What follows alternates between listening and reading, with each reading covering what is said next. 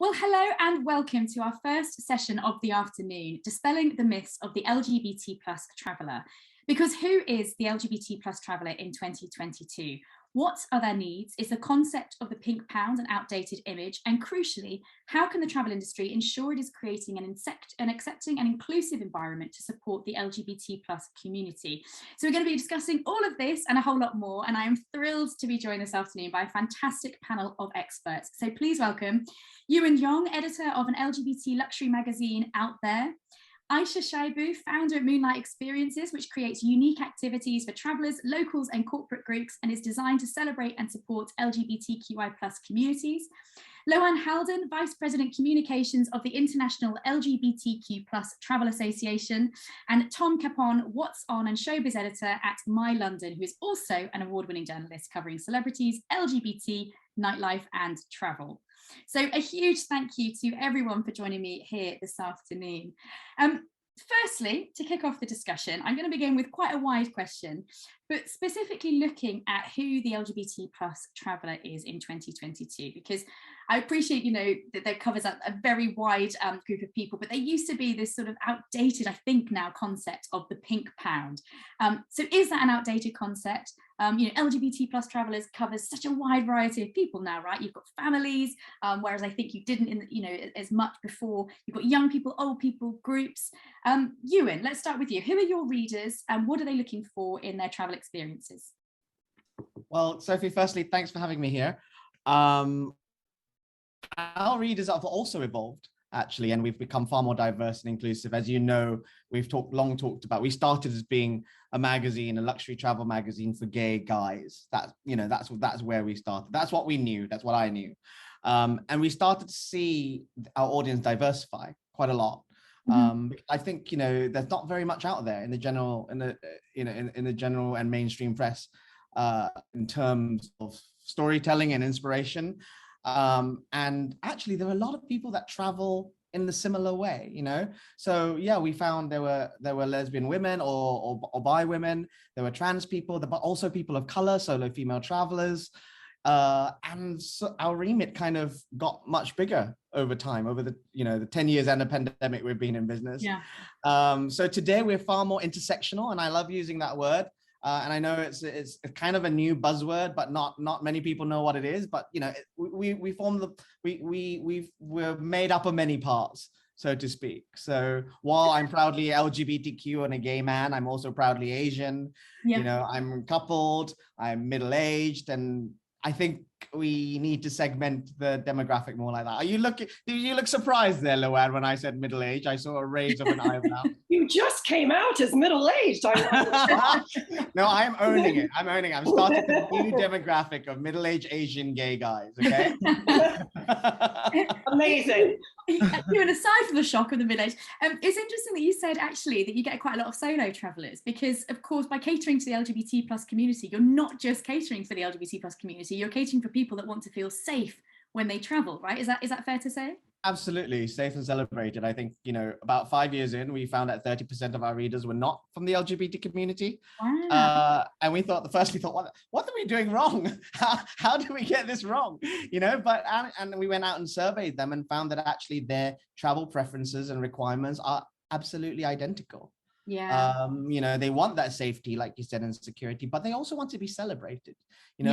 And I speak to solo female travelers all the time, and they feel like just because they're on their own, they're not given a good table at a restaurant because there's no romance there, or they're often asked where their husband are, or so made to feel as if they can't afford it. It's not them that's paying it when it's actually them that's paying for the holiday. Yeah. So it's the same kind of things that LGBTQ people have gone through. And I know you say the notion of the pink pound is outdated. Absolutely. I think it's not just about money now. It's about wanting to feel celebrated, in an authentic way.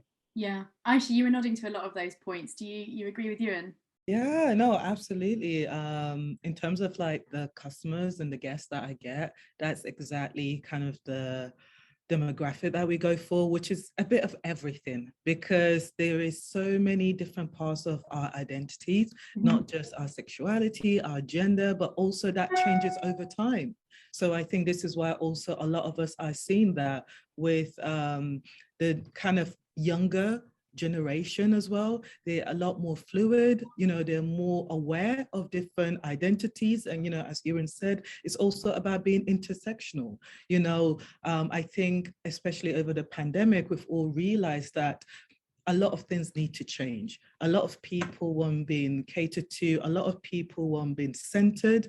And then now, we've realized that we have to kind of pay closer attention because for so long, we talk about the pink pound, but also the same with the black pound, women pound. There's all this kind of money that wasn't being kind of utilized, or we weren't actually realizing actually loads of queer women travel.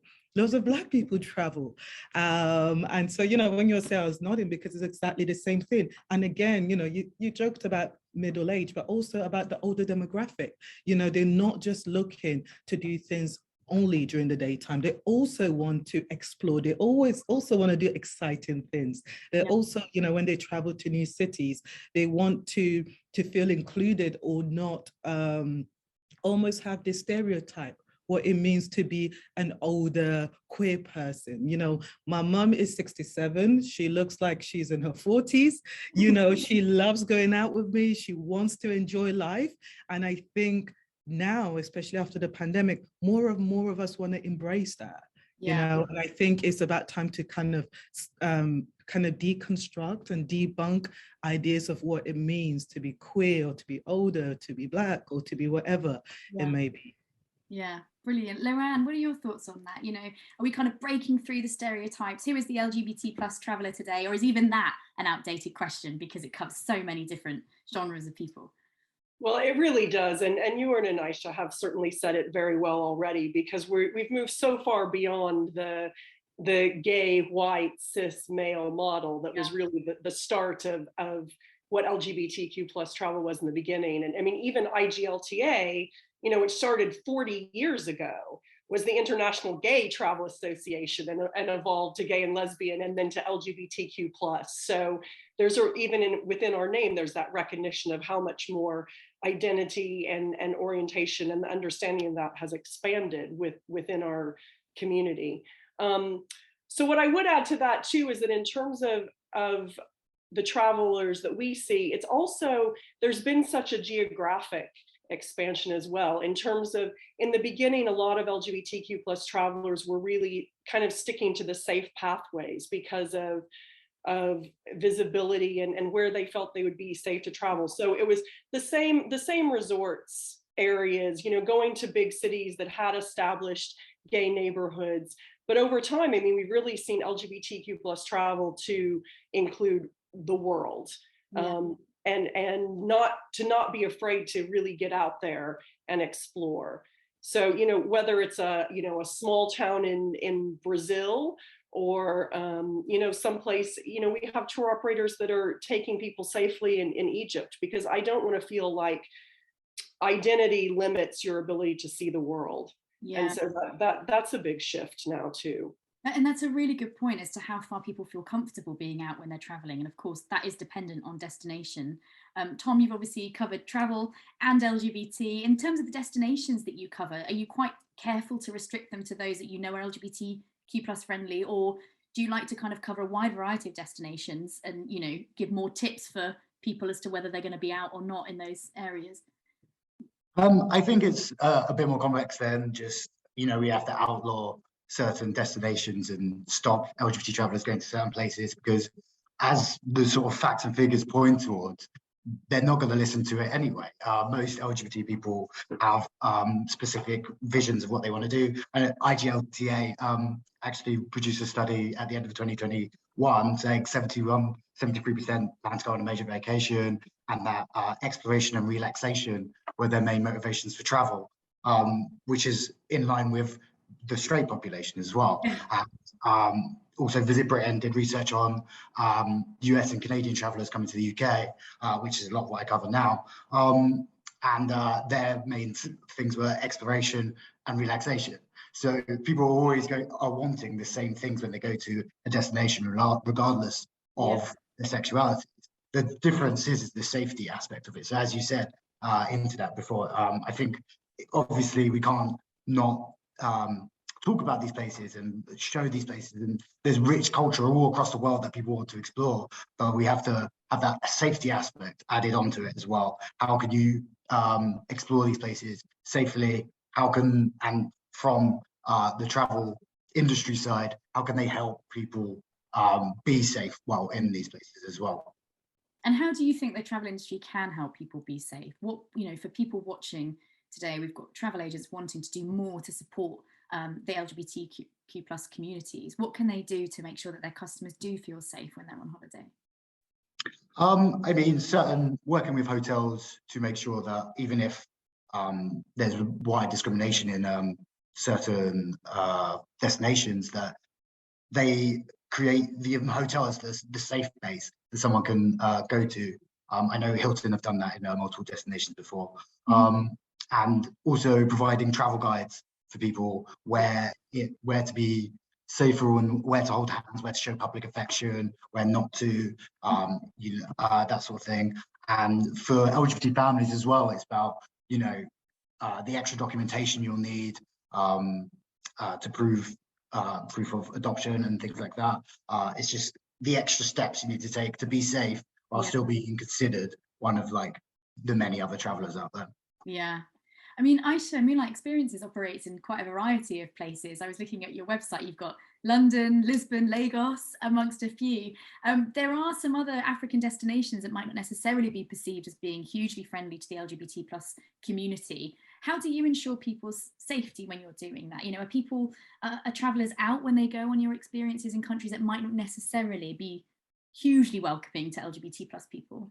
Yeah, I think similar to Tom, it's about providing resources and advice and information beforehand. But typically what works with us is we work with queer activists, change makers, and any creatives in those cities. Wow. And, as queer people, we know we can thrive anywhere. We've survived through hostile environments for so many years. Through history, we've always existed. So it's about trying to find those people that are doing that in these destinations and bringing them together with travelers. Because what I wanted us to try and do more is to allow queer travelers from all around the world to be able to also contribute towards those cities, towards those countries or little states, in terms of providing a little bit more of financial income. So places that you might go to, you might not know, but there are quite a few queer-owned restaurants, bars. There's a few even queer clinics in some of these Nigerian states that you and I will probably not know if we don't live in those destinations. So it's about having the right information and knowledge and being able to kind of handpick these places where when you do go, you're going to be safe. These people are allies. You're going to be with locals that are living their best life or trying to live as unapologetic as possible. So there are quite a few surprises if you see certain states and you chat to a couple of locals, places that are more progressive than others, but as a whole, it may seem very much hostile without kind of diving down. But I love that you're all about supporting those local queer communities as well. So the money's kind of going back into the right people to try and affect change on the ground as well, helping those grassroots organisations, right? Yeah, absolutely. And making those collectives a lot stronger because, so, Tom, you touched upon that earlier. We can't go and change these countries. That's not going to happen overnight. But what you can do is empower the people, the community, the collectives that are already doing the work. Yeah. There are loads of charities, there's loads of grassroots organizations that have been doing these for years. So it's about, hey, how can I enjoy and explore the culture of this country and actually contribute a bit more as well and have an amazing time, Yeah, for locals' lives, right? Exactly, precisely. Yeah, and it's part of the wider conversation about sustainability within the industry as well, about supporting those local communities. So yeah, that's great. Uwern, in terms of the types of destinations that you cover within your magazine, do you get much demand for areas that you might have perceived to be not hugely LGBT plus friendly, but people are people, they just want to travel, right? Or do you tend to kind of stick to more safe areas? How do you kind of deal with that with your readers? No, we believe in boundless travel. Actually, our readers are looking for far beyond the safe bubbles that, you know, what people perceive as LGBT safe places. People want to see the world. We're like everyone else, you know, we want to get in there, but we want to do so safely. And just going back to what Tom and Aisha are saying, you know, I think information is king. The advice to the travel advisors that are listening, information is king. And the connection between the travel advisor, the information provided, and the supplier is super important. And I think we neglected that in the past, you know, and also to understand that everyone is different. As you set up very beautifully at the start, we are a intersectional rainbow family here. Yeah. Everybody is different. So personalization is the most important thing here. You can't assume that one gay person is then identical to another gay person as well, you know, or a gay man is to a gay woman, or an older gay person to a younger gay person. It just, or a trans person. Everyone has different needs. Yeah. Family also has different needs. And I think we just need to listen better as an industry. And rather than delivering cookie cutter solutions all the time, really think about what it is that that person really wants, and then making sure that you deliver, you know, you deliver at the other end. I often say that it's not travel we sell, it's memories. We think it's not just plane seats and hotel rooms, it's good times and repeat business as a result. Yeah. You know, so to be able to deliver and ensure that the holiday goes off flawlessly is really important. And I just wanted to add something else. I know we all painted a really beautiful picture of how the LGBTQ community is, you know, heading towards some kind of nirvana or utopia. There is still a big need for sensitivity in the industry, whether or not is in developed, so-called developed nations like ours, but, you know, also in lots of other countries. Travelers are far more global than ever before. And we're all different life cycles, you know, of our LGBT comfort, so to speak. And what a traveler from China, LGBT traveler from China feels is totally different to what an LGBT traveler from the US feels. Even within the US, what one person from one state feels and another person from another state, or even in the UK, someone that comes from London and someone that comes from not a city, you know, their levels of comfort are different, but they still want us to know that that safety and sensitivity is important. So while we are, you know, have developed in the last whatever how many years of our evolution, we cannot stop. We must not stop realizing that, you know, we have to find a way to service the exact personal needs of each traveler. So it comes back into your point you said about listening being really, really key. And perhaps is it asking the right questions, you know, for our agents that are watching today, the sort of questions that they're asking their clients, that's the key part, I guess, right?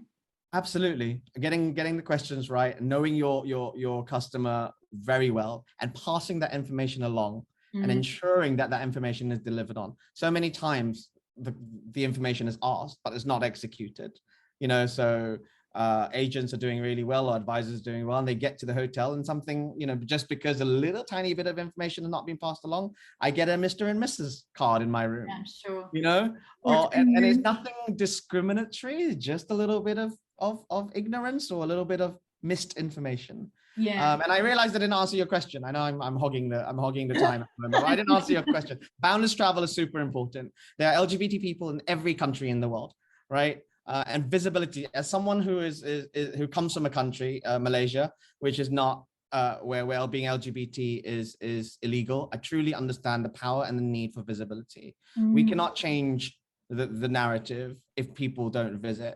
And I always say this, you know, whoever threw the first stone at Stonewall, you know, they weren't worried that it was illegal, and that's how we made a change. We went out and showed up.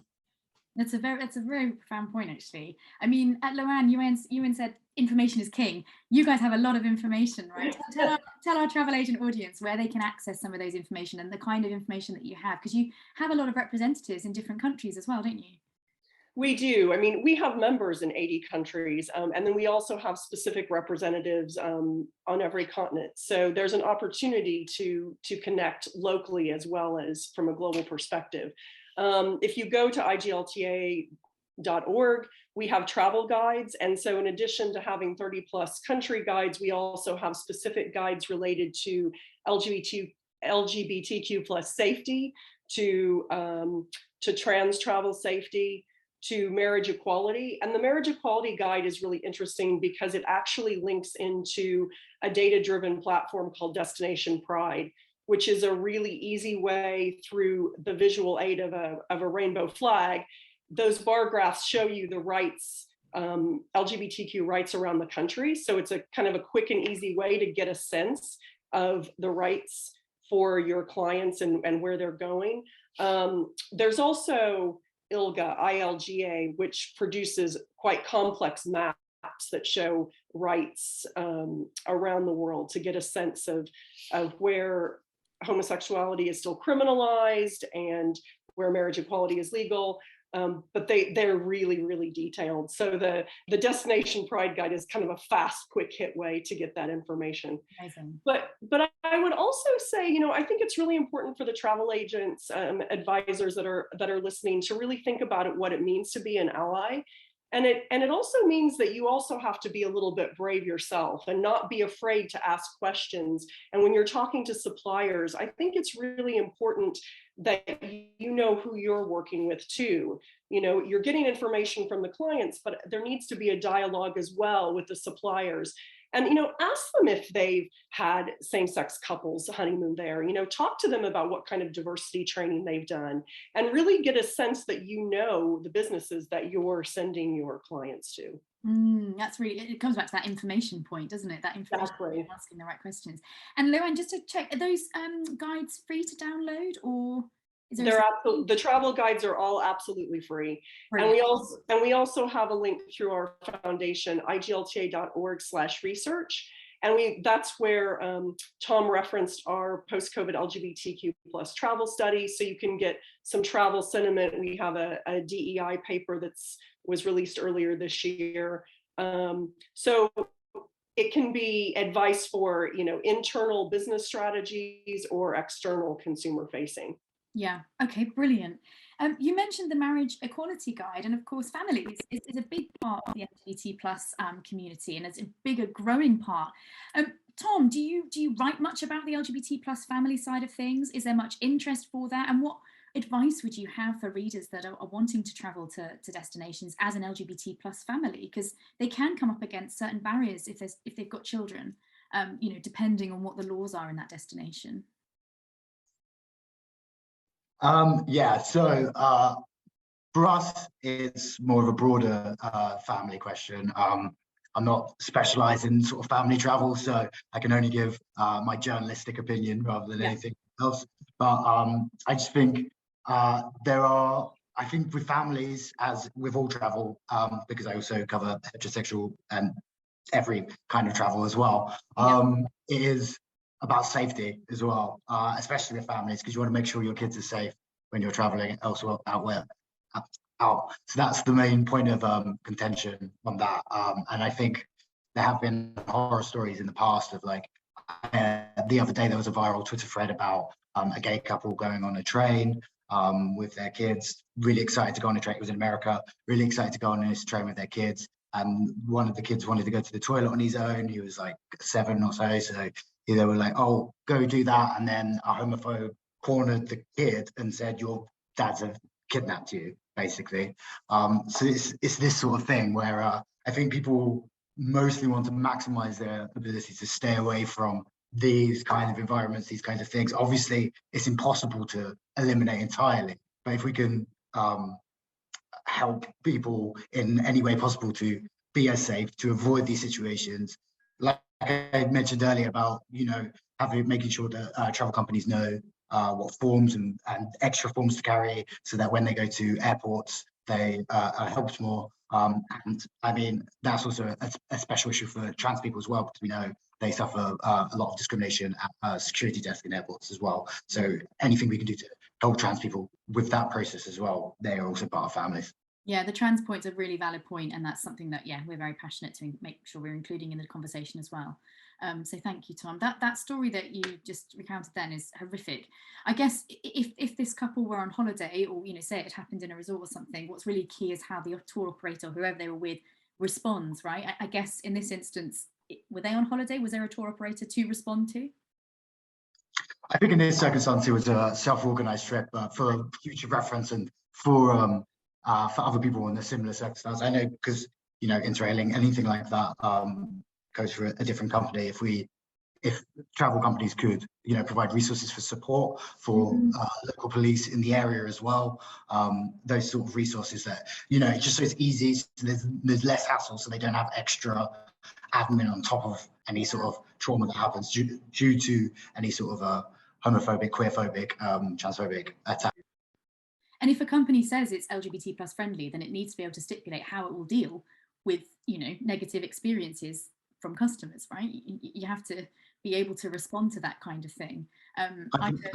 Sorry. I think that's especially important in hotels, definitely, because there's too many stories of, same-sex parents going to a hotel reception and being asked like, where's the dad, where's the mum, and things like that, or, affection being given at a pool and someone complains to a manager and then the manager asks the queer couple to stop doing that. All these stories have been correlated through, my years in the job. That's the response from the hotel needs to be respectful. Obviously, they can't potentially kick out the person being discriminatory, but I would say if the business can't viably do that, they're fine, but they have to respond in a way that's supportive towards the LGBT people, supportive towards these families. Especially, I feel like families are especially vulnerable because they have the kids, because they have people they need to protect outside themselves. Yeah, and we've seen instances where brands haven't reacted well, but then still put the rainbow flag on for the month, Pride Month, and it has to be authentic, and we'll come to that Pride question now.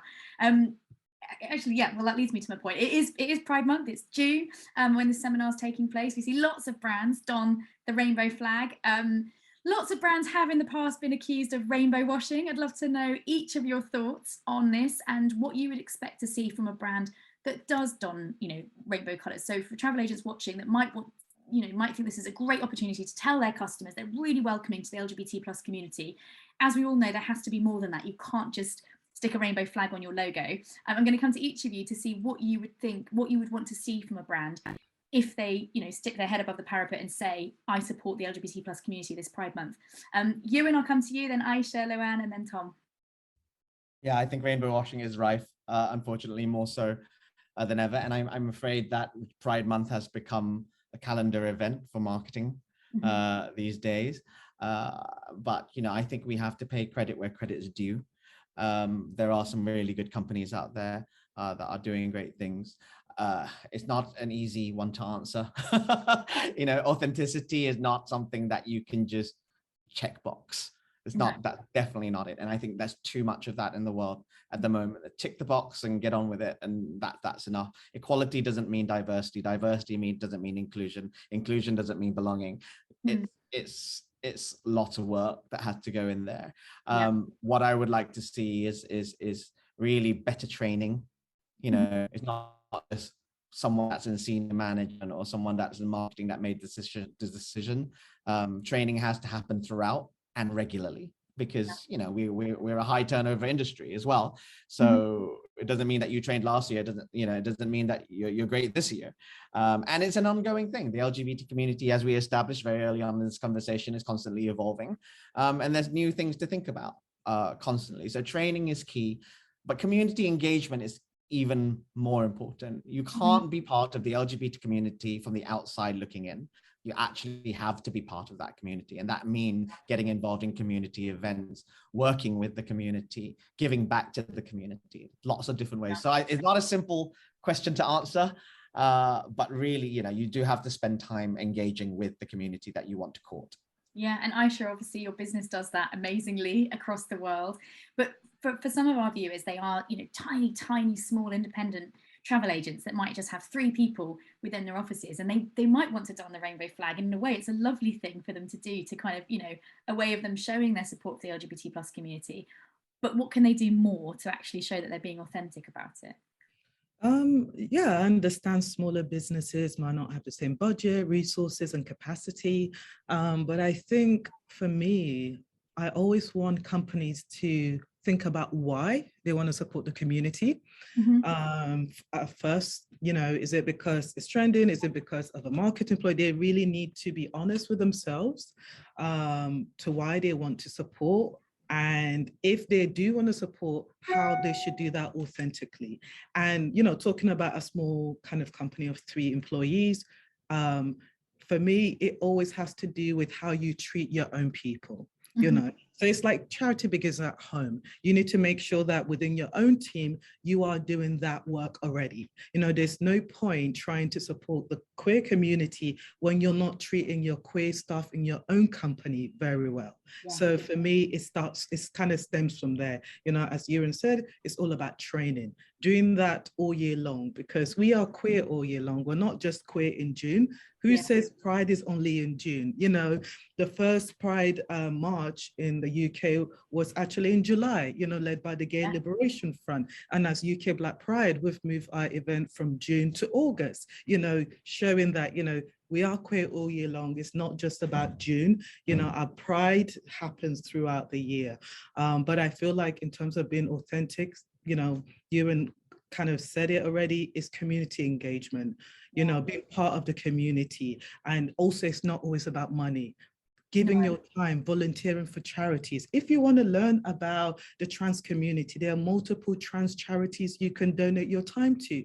Do you have resources? Are you a great website developer? Are you good at graphic design? Can you do that and support that community or that charity in that way? So I think there are multiple ways where you can do that, but also doing this as much as you can, or as much as possible, because as a queer community, we're not stupid. We can see if you're just draping a rainbow just for this period, if you're not actually being authentic, we can see that. And for me, this is very harmful for us as well, because a lot of the time it comes across very, very performative. And I think to truly make a change, and if you want to be part of this kind of Pride movement and to create an impact, you need to do that authentically, and you need to bring people also on board. I don't expect everybody to have all the information. I don't expect everybody to know about our queer history, the lack of diversity that happens within our own community. But for you to bring on the right people, do your research, read, there are books, there's Google, there's resources all across that you can better educate yourself. And then you can do that for us. Often people think, one person will speak for the whole community. We don't, I'm one person, part of my community. Yes, I'm a Black queer woman, but again, there are multiple faceted different things that makes me who I am versus another member of the community. So it's having that understanding and truly learning and being part of that change, and not wanting to just take away. The community also will give back. If you are somebody that is supporting us, we are loyal, we do have money that we want to spend. So it's kind of a give and take at the same time. Yeah, it's that community aspect, isn't it? And for smaller independent agents, for them it might be doing a small bake sale one morning, but putting that money during Pride Month towards a local trans charity or a local LGBT homeless youth charity, or there are lots of charities out there, like you said. So it's thinking, I guess, more differently about how you can support the community. LoAnn, your thoughts on that? My thought is that I don't want to follow Uwern and Aisha anymore because they say everything so well, and then what's left? On my notebook next to me, I've written community engagement in big letters, because of course that was the first thing that I would have said as well. But also, I think talking about long-term investment, I mean, we see this a lot in IGLTA, where someone gets involved because they think somehow by being a part of the association, that automatically will then drive all of this LGBTQ business to them. And that's not how it works. It's a long haul commitment. It's about investing the time. So, I mean, I would say I don't want to see companies drop in during Pride Month, but I also don't want to just see them drop in for a year. I look at the businesses that are doing the work and contributing, year over year, and not just during Pride. We get a lot of requests from companies to join our Pride campaigns for June. We're like, well, but we're all year. We're not doing a particular year round campaign. And if you look actually at our Pride calendar on the website, you'll see that globally there are literally Pride events throughout the 12 months of the year. So it's great to see people get involved, but it really is about a deep long-term commitment, and it must be because you have a genuine interest in being supportive and being an ally, and not just because you're trying to make a buck. That pride calendar sounds really interesting. So you've got it just like around the world, all the different prides, so that agents can have a look at. Fantastic. Yeah, exactly. It's probably one of our most trafficked pages on the IGLTA website, actually. But then again, another way, if an agent really isn't authentic about wanting to, you know, support their local LGBT community, doing that research, being able to say, look, these are the different prides around the world, showing that they've got the information, that they've asked the right questions, they are being authentic about it, I guess is key. And, you know, the information is right there. So there's no excuse. Yes. Do your homework, everyone. Do your homework. Tom, some final thoughts from you on that? I mean, everyone said very valid points I all agree with, so thank you for leaving me to last. But I would say there's other aspects on top of that. I would, fully agree with the investment in communities and things like that. But for example, representation in advertising is another way. It's very easy to say you support Pride by putting just a flag up for a month and then not following through in any other aspect of some advertising. So Getty last year, they did an analysis of LGBT advert and pictures, and they found that LGBT people are both grossly underrepresented in media, and when they are represented, it's with stereotypical imagery. So as a cis white gay man who's in his 20s, it's that. It's that kind of thing that's always being propagated everywhere. And even when they try to branch out, it's often cis gay men as well, rather than the wide plethora of people within the queer community. I think it is such an easy open goal. It ties back into the fact that we live in an information era. Everyone can find out things very, very easily. So if you're cutting corners on things like this, it's going to get back to you, and people are going to start exposing it on social media, which has happened in the past. If we look at International Women's Day this year, one of the most viral things that happened was every time a company posted an International Women's Day post, there was an account that would retweet it with the gender pay gap of each and every company. Transparency. You need, if you want to capitalize on the estimated trillions that the LGBT worldwide have, LGBT community worldwide have, then you need to have the transparency to back it up. Otherwise, people are going to call it out and they're going to find it out immediately. It's a very good point, especially in this day and age of social media. And your point about representation, Tom, is really, really key. And it's about not being afraid to have a poster with two women kissing in your window if you're advertising that holiday, and not being afraid to turn away if customers come to you saying that they don't like it. If you've got homophobic customers, turning those customers away. And we've had brands standing up saying, if people come to them complaining about that, then they don't want their business. And I think that's where you are a real ally, right? Where you will stand up for the LGBT plus community and, be authentic about it and stick with it. And to your point about, having a gay male advert constantly, I'm a gay woman and I appreciate I'm a white gay woman, but I get so frustrated by the lack of lesbians in advertising. Don't start me on the lack of non-white lesbians. So that's a whole other But we need more diverse imagery. And actually, Aisha is one such model right here, because Celebrity Cruises, if you're looking for diverse images, Celebrity Cruises just created a huge portfolio of free to use downloadable images. Aisha is in one of them, or several of them. But there's a whole range of images, right, Aisha? There's lots of different people, ethnicities, we've got gay people, queer people, trans people. Is that right? Yep, that's right. Those with disability is kind of having that whole representation across the spectrum to change the face of marketing, which I think is so important, when we talk about visibility and representation. And I think, so you were saying about being a good ally, and I think a great ally is somebody that stands up for us when we're not there. We don't need to be near you when we're not there, when friends, family, colleagues are saying something that's inappropriate, flagging that, calling them out, within the business, during Christmas, your great aunt or uncle is saying something that is homophobic or racist, whatever it may be. That's how you show your allyship, not just now, but all across and into like multiple parts of your own life. Because I think, the next generation, young children also pick up on these things. And I think it's very important to be a role model, you know, as an ally, because that also will help shape them to be more open-minded. Yeah, that's a really powerful point to end on, actually. Be an ally, you know, and be an authentic ally, especially when people aren't around. You know, that's when your true colours come out. Thank you so much, everyone. That was a really, really powerful discussion. And yeah, I hope you really enjoyed it. I definitely did. And we are going to now move to the live Q&A where you can all put your questions to our fantastic panel. But thank you very much. Hi to those of you coming through. Just a reminder to pop your questions into the chat function. But I do have a list of those comment points that have already been made. So I'm going to put them to the panelists now. First comment was an interesting one from Ryan. He says that he went on a fam to Dubai, and as a gay man, I was very nervous about this.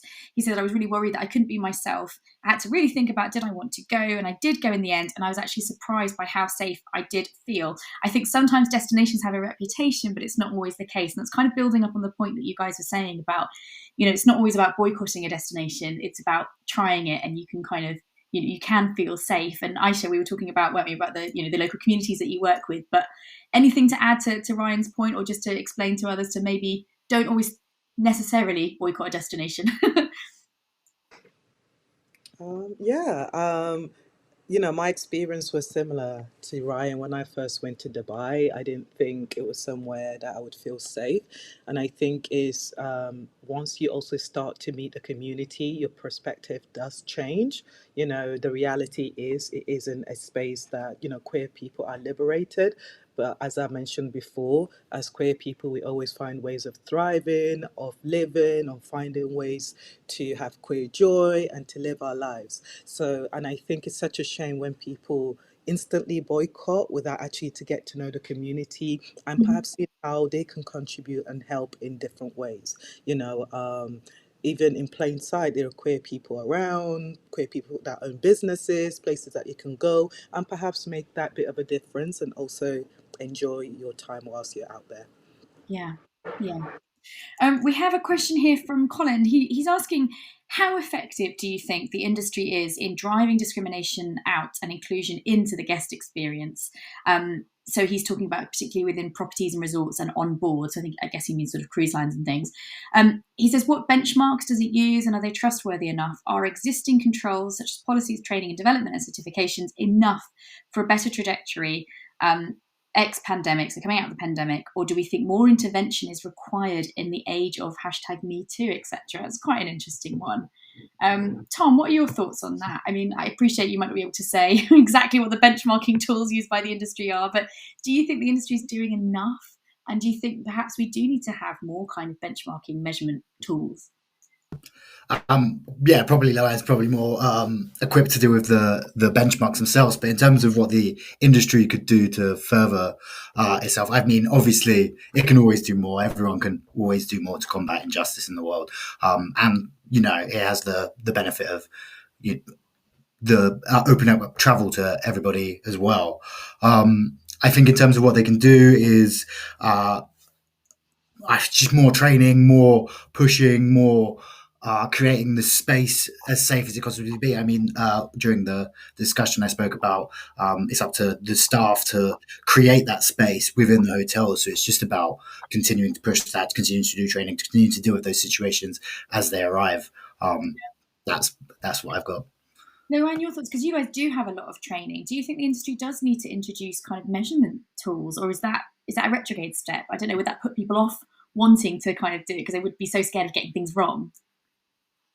No, I think those kinds of tools can have a real learning component. I mean, we're actually rolling out later this year our own hotel accreditation program, and I think it's really important. We're not actually doing the training itself. The training comes from our members around the world that are qualified to do that.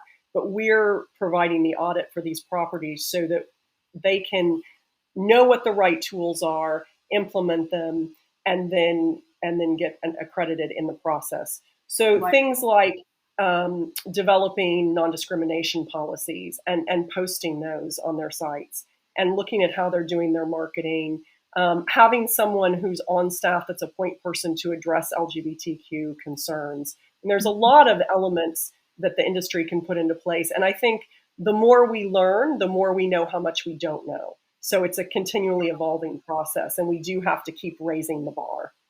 That's an interesting idea. So having a dedicated person on staff that can deal particularly with the LGBTQ side of things, is that what you're saying? I think it's really helpful. Yes, absolutely. Because, you'll have one person perhaps on a property who's driving this desire for DEI, but, who's actually going to answer the questions from an LGBTQ client? So there needs to be that connectivity between the back of the house and the front of the house. Brilliant. Okay, and just while I've got you, LoAnn, Harry here says, I love the IGLTA guides and newsletters. And then he put a kiss. Oh, well, thank you very much, Harry. We appreciate that. I know our marketing manager, Dan Heath, very kindly put the link in as well. So we do have that link there. Daryl had an interesting question. Is there a list of tour operators that have an LGBT policy in place? I don't know if any of you are able to answer that. If you do know of one, I think I would say to Daryl, if there isn't one, I think it's important that you challenge tour operators and ask each tour operator you work with what their LGBT policy is, because the more we ask questions, the more the kind of conversation becomes normalized, and hopefully it would make tour operators think twice. But does anyone have any thoughts on that? Aisha, do you know of any tour operators with specific LGBT policies in place? No, unfortunately, no. But it's true. I think speaking up and challenging kind of businesses really will help, because that's how you can get the conversation and then bring certain things into play. Okay. There's a question Marie's got, which sounds very similar actually to what you were saying, LoAnn. She says, can you envisage a future scenario where there's an actual accreditation for resorts like there is for sustainability and eco-friendly hotels to differentiate them between a hotel that has gay-friendly in the small print in their errata and what travel agents actually need them to be to confidently and comfortably send a same-sex couple to? It sounds like exactly that's what you're talking about, LoAnn. When is that hotel accreditation scheme coming out? You said later this year, is that right? Exactly. So yes, it will exist by the end of 2022. So it's very exciting that she's asking that question because we do think it's important. And in the meantime, to address the tour guide question, not necessarily with policies in place, but if you do go to our website, IGLTA.org, and look at our members, you can search by tour operators, and we do identify those that are LGBTQ owned. And I think certainly if you're looking for that kind of understanding, then you can start with people who are in the community, because it goes back to that community engagement. That's a great point. And actually, we are going to be hearing from some tour operators later this afternoon who do, we know, specialise in LGBTQ as well as lots of other holidays, Chili Mix and Belmond as well. I think Sally there has referenced Chili Mix. There was also a point here by Sally. I think, Sally, possibly you're asking for kind of marketing advice and tips. You're saying that you've been promoting Virgin Voyages and Chili Mix on your Insta page, but you're not getting a lot of response apart from people that want you to do paid promotions on their pages. I think there's a wider question here about what can agents do to sort of, show that they are friendly and welcoming to the LGBTQ community. Tom, any thoughts on that? It's Pride Month. Should an agent, I know we talked a lot about not rainbow washing, but should an agent perhaps pop a rainbow flag? What could an agent do to tell the world that they are, promoting and selling LGBTQ holidays? I think going back to the representation in marketing point, having diverse marketing with different types of couples as well, or every single form of LGBT relationship that sort of exists, you can tap into and create. Working with people on the ground, local people who can, accredit certain destinations for you. Accredit's probably the wrong word, but you know what I mean. Boost. Also influencers and writers who are LGBT as well.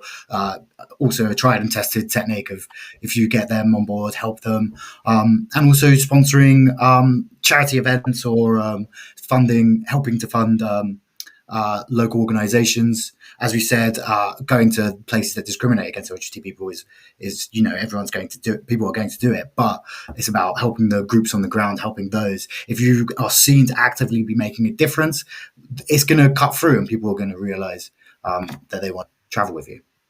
Brilliant. It's that community engagement piece again, isn't it, that we were referencing. And there's a last question here from Paige, which I think kind of plays into Aisha's point that we're not just gay people, we're people. Where Paige is saying, as a PR executive working in sports travel, how can we best provide active travel holidays for the LGBTQ community? I guess it's how you'd provide holidays for anyone, in the active that's interested in active space, right? LGBT people love holidays as much as an active holidays and all different types of holidays as much as anyone would. Any final tips from you guys just on that marketing piece, LoAnn, and then I'll come to you, Aisha, just about how travel brands can get their name out there and show that they're welcoming and inclusive? Gosh, how many times can we talk about this community engagement component, really? Yeah. I mean, but we really just want to emphasize as much as possible that it's just so important for brands to connect with the LGBTQ plus community. You know, they can't sit in a silo and with waving rainbow flags and say that they're supportive. There really has to be a two-way communication and engagement in the process. Yeah. And Aisha, some last words from you. I'm sorry, I know time is running out as ever. Yeah, no problem. No, just to add to what LoAnn said, yeah, I mean, we can't say it enough. I think it needs to be authentic. Putting the flag is just the first step, and then further just engage with the community, work with them long term with charities, similar to what Tom said. It's a slow process. It's not something you can do overnight or just for June. You know, we are queer all year round, and that needs to be represented throughout the year within your own marketing. It's not just for June. I love that. Thank you so much. I'm sorry we've run out of time. We always do, but thank you so much to all of you. There was a question from Sharon just saying that she'd missed, LoAnn, what you were saying about the accreditation scheme, but a reminder, Sharon, this will all be made on demand, and LoAnn, presumably there's more information on the IGLTA website? That will be made available later this year. So that information on the accreditation is not on the website yet. Okay. However, if you want to pop me an email, I can certainly add you to the list when we send that information out, and I will put my email right here. Brilliant. Thank you so much to our fantastic panelists. Really, really appreciate your time. Sharon, I hope that helps. We're going to be moving now to our next session, which is a live session, but I will meet you in there, the Destination Showcase session, and please do put all of your questions to our destination experts. But a huge thank you again to our fantastic panelists. Thank you so much for having us. Thank you. Thank you. Thank you.